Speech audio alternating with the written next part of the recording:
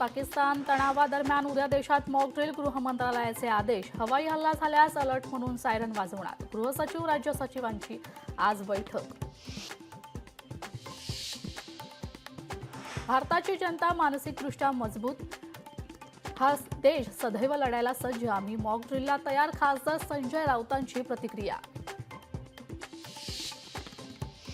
पहलगाम हल्ल्यानंतर एसएचओ सह इतर अधिकाऱ्यांची 13 दिवसांनंतर बदली. पीर गुलजार अहमद हे असतील पहलगामचे नवे एसएचओ.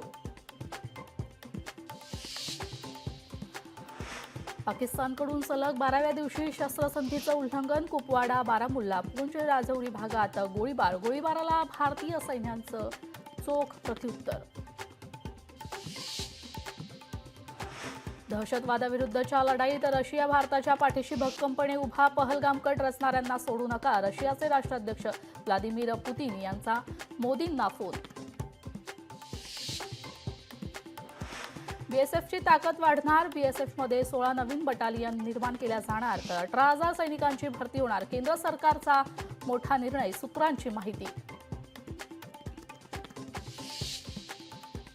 अहिल्याबाई होळकरांच्या 300व्या जयंतीच्या पार्श्वभूमीवर अहिल्यानगरच्या चौंडीमध्ये आज राज्य मंत्रिमंडळाची विशेष बैठक. मुख्यमंत्री देवेंद्र फडणवीस आणि उपमुख्यमंत्री एकनाथ शिंदे, अजित पवार राहणार उपस्थित.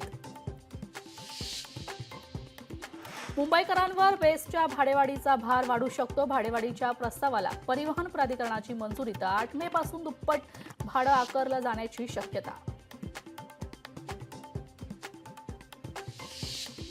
शिवसेना पक्ष आणि धनुष्यबाण पक्ष चिन्ह कुणाचं. उद्या सर्वोच्च न्यायालयात सुनावणी. तब्बल 1.5 वर्षानंतरच्या सुनावणीकडे लक्ष.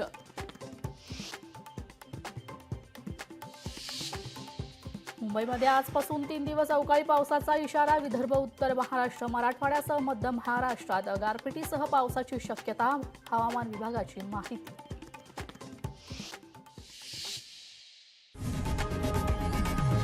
लोकशाही मराठी ऐका, पहा, जागरूक रहा.